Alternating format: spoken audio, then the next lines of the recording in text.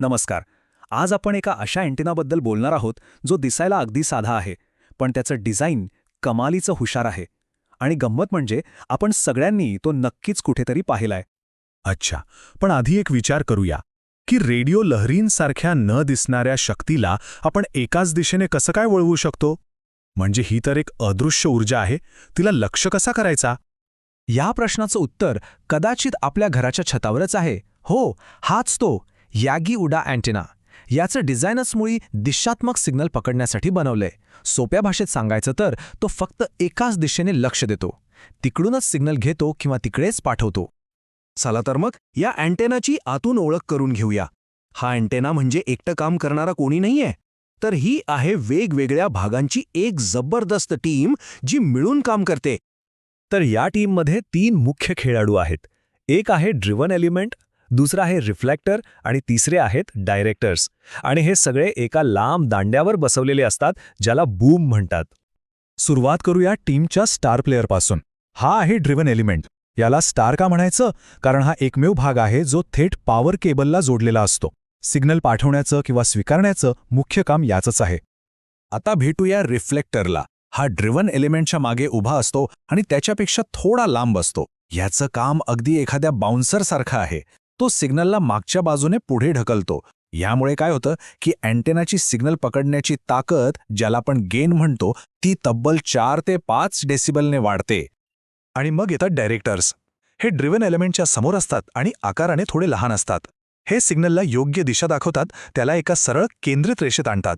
जणू काही ते सिग्नलला योग्य रस्ताच दाखवत आहेत. आणि प्रत्येक डायरेक्टर हा अँटेनाचा गेन म्हणजे ताकद अजून थोडी वाढवतो. ठीक आहे, तर हे भाग काय आहेत ते आपल्याला कळलं. पण सगळ्यात मोठा प्रश्न हा आहे की हे सगळे एकत्र काम कसं करतात, विशेषतः जेव्हा त्यांच्यात एकमेकांना जोडणारी कोणतीही तार नसते. यामागचं गुपित आहे म्युच्युअल कपलिंग नावाच्या एका वैज्ञानिक तत्वात. होतं काय की जेव्हा ड्रिव्हन एलिमेंटमधून सिग्नल जातो तेव्हा तो स्वतःभोवती एक अदृश्य चुंबकीय क्षेत्र तयार करतो. आणि याच क्षेत्रामुळे त्याला चिकटून नसलेल्या रिफ्लेक्टर आणि डायरेक्टर्समध्ये सुद्धा करंट तयार होतो. कमाल आहे ना? ही प्रक्रिया खरंच खूप इंटरेस्टिंग आहे. बघा, पॉवरमुळे ड्रिव्हन एलिमेंट सुरू होतो, तो चुंबकीय क्षेत्र तयार करतो. या क्षेत्रामुळे बाकीच्या एलिमेंट्समध्ये करंट तयार होतो आणि मग हे सगळे एलिमेंट्स मिळून सिग्नलला पुन्हा हवेत फेकतात. पण इतक्या हुशारीने की सिग्नल फक्त पुढच्याच दिशेने जातो आणि मागच्या दिशेने येणारा सिग्नल आपोआप रद्द होतो. आणि या अप्रतिम टीमवर्कचा परिणाम ऊर्जेचा एक अत्यंत केंद्रित किरण जो फक्त एकाच दिशेने जातो. आणि म्हणूनच हा अँटेना इतका अचूक, इतका दिशात्मक असतो. आपलं काम अगदीच चोख बजावतो. आता बघा, या डिझाईनमुळे अँटेनाची कामगिरी तर एकदम जबरदस्त होते, पण त्याचबरोबर काही नवीन इंजिनिअरिंग आव्हानंसुद्धा समोर येत आहेत. चला बघूया ती कोणती आहेत. याची कामगिरी खरंच खूप प्रभावी आहे. एक सामान्य यागी अँटेना सिग्नलची ताकद सुमारे 10 डेसिबलने वाढवू शकतो. आता 10 डेसिबल म्हणजे काय, तर तो येणाऱ्या सिग्नलला कित्येक पटींनी मजबूत करतो. याच ताकदीला गेन म्हणतात. पण इथेच एक ट्विस्ट आहे. या सगळ्या टीमवर्कमुळे एक छुपी अडचण निर्माण होते. एक असं इंजिनिअरिंग आव्हान ज्याचा विचार करावाच लागतो. अडचण अशी आहे की या रिफ्लेक्टर आणि डायरेक्टरमुळे अँटेनाच्या विद्युत प्रवाहाला होणारा जो विरोध असतो ना, ज्याला आपण इम्पिडन्स म्हणतो, तो एकदम खाली येतो. म्हणजे साधारण 73 ओहमवरून थेट 20 ओहमपर्यंत. आता यामुळे होतं काय की केबल आणि अँटेनामध्ये ताळमेळ बसत नाही, एक प्रकारचा मिसमॅच तयार होतो आणि ऊर्जा वाया जाते. आणि साहजिकच या समस्येवर तोडगा काढण्यासाठी एका तितक्याच हुशार उपायाची गरज होती. आणि तो उपाय आहे फोल्डेड डायपोल.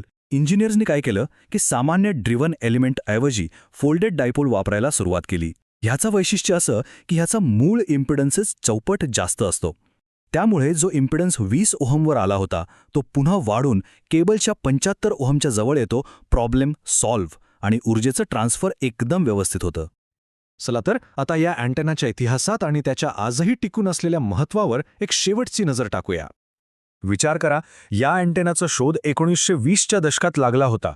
जपानमधील हिदेत्सुगु यागी आणि शिंतारो उडा या 2 संशोधकांनी तो विकसित केला. म्हणजे जवळपास 100 वर्षांपूर्वीचं हे डिझाईन आजही तितकंच प्रभावी आहे. आणि त्याचा वापर तो तर आजही सगळीकडे होतोय. आपल्या जुन्या टीव्ही अँटेनापासून ते हौशी रेडिओ ऑपरेटर्स, लष्करी संवाद आणि व्यावसायिक कम्युनिकेशन सिस्टम्सपर्यंत. जिथे कुठे एका विशिष्ट दिशेने सिग्नल पाठवायचा किंवा स्वीकारायचा असतो तिथे हा यागी उडा अँटेना आजही राजा आहे.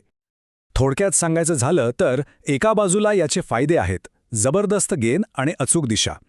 पण दुसऱ्या बाजूला काही मर्यादाही आहेत, जसं की तो फक्त एका ठराविक फ्रिक्वेन्सी रेंजवरच म्हणजे अरुंद बँडविड्थवर उत्तम काम करतो. आणि हो, खूप जास्त गेन हवा असेल तर तो खूप लांब आणि अवजड बनतो. आणि शेवटी एक विचार करण्यासारखा प्रश्न. आज वायरलेस कम्युनिकेशन 5G आणि त्याही पुढे जातंय. आपल्याला लहान पण खूप शक्तिशाली अँटेनांची गरज भासणार आहे. तर मग ह्या 100 वर्ष जुन्या डिझाईनची जी मूलभूत तत्त्वं आहेत ती भविष्यातील कॉम्पॅक्ट आणि जास्त कार्यक्षम अँटेनांना कशी प्रेरणा देऊ शकतील यावर विचार करायला नक्कीच हवा.